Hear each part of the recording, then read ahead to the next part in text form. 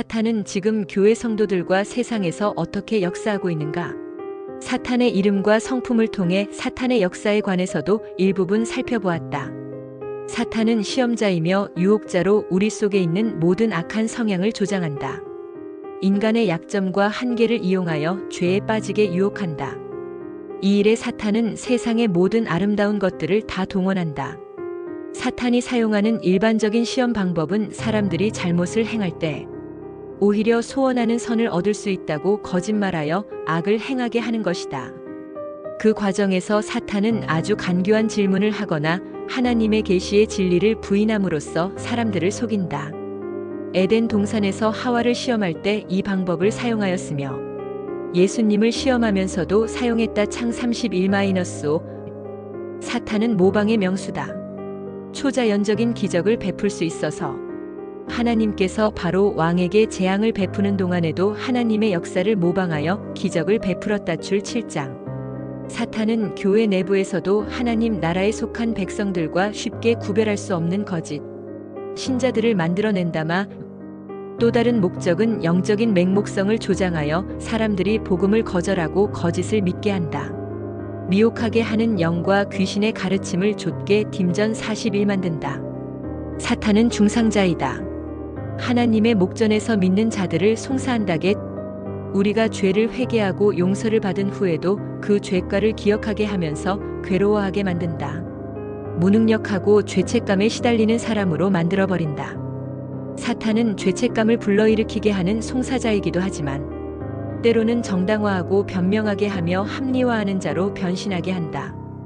아동학대, 대량 학살 등과 같은 중대한 범죄들까지도 간과하게 만들고 별것 아니라고 간주하게 한다롬. 사탄은 맹렬하고 무자비하게 하나님 나라에 들어가려고 하는 사람을 대적한다.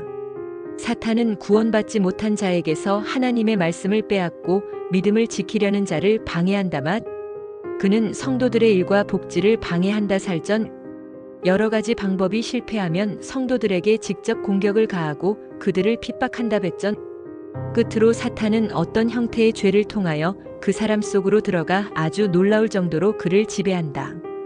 귀신 들림이라고 불리는 것은 바로 이러한 현상을 말한다. 사탄은 강력한 힘이 있고 결정적인 능력이 있는 대적자이기는 하지만 그렇다고 그의 능력이 무한한 것은 아니다. 사탄은 피조물 가운데 하나이다. 하나님은 사탄의 역사를 제한시키신다. 사탄은 하나님이 정하신 한계 안에서만 500의 고난을 주었다요. 사탄은 믿는 자를 해치는 능력에서도 제한을 받는다고 전 때때로 하나님은 믿는 자의 잘못을 징계하고 교정하기 위하여 사탄을 자기의 사자로 사용하신다. 믿는 자들은 하나님이 사탄보다 더 크심을 믿어야 한다. 어떠한 것도 하나님의 사랑에서 끊을 수 없다는 사실을 믿어야 한다. 사탄에 대한 하나님의 최종적인 승리는 이미 그리스도의 십자가와 부활에서 증거되었다롬. 사탄도 속임수의 목적을 위해서이기는 하지만 성경을 사용한다. 광야에서 예수님을 시험할 때 구약 성경을 인용하여 하나님 아버지께 불순종하게 만들려고 사탄은 거짓말쟁이며 거짓의 아비이다. 사탄은 거짓 예언자들과 교사들을 보내어 할 수만 있으면 선택받은 백성도 하나님을 배반하여 타락하게 만든다렘. 또한 사탄은 기적을 행할 수 있다. 출 지금도 지상에서 사탄의 능력과 역사는 견제하는 자이신 성령에 의해 제한을 받는다. 말세에 와서 이 제한은 일시적으로 없어질 것이다. 따라서 말세에는 악이 엄청나게 만연해지며 초자연적인 사건이 많이 일어날 것이다게 사탄은 하나님이 아니다. 전지전능하지도 않으며 전제하지도 않다. 사탄의 힘은 엄청나지만 결정적인 제한이 있다. 역사의 과정 가운데서 하나님의 모든 사역을 파멸시키려 했지만 악이 예수를 죽이려다가 결국 실패한 것처럼 그의 지식과 힘은 제한되어 있다. 세상 어디에나 있는 자가 아니지만 수많은 사자들을 이용하여 이 세상 어디에나 힘이 미치는 것처럼 믿게 만든다. 사탄은 여호와 하나님과에 대해서 이야기를 나눌 때 자기의 분명한 한계를 알고 있었다. 하나님의 보좌를 찬탈하려는 사탄의 결정 이후 사탄과 하나님, 악과 선 사이에 끊임없는 우주적 투쟁이 있었다. 사탄은 아담과 하와를 시험하는 데 성공한 후 인간들 위에 군림해왔다. 그러나 사탄의 지배는 예수 그리스도의 죽음과 부활을 통해 끝났다.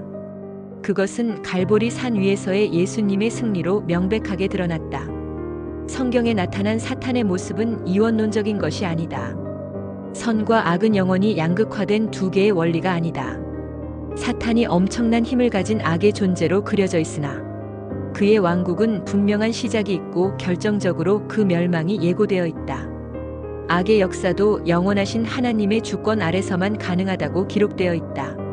하나님께서 사탄의 역사를 허용하신 것은 사탄의 거짓의 결정적인 종말이 있음을 전 우주적으로 보여주기 위함이다.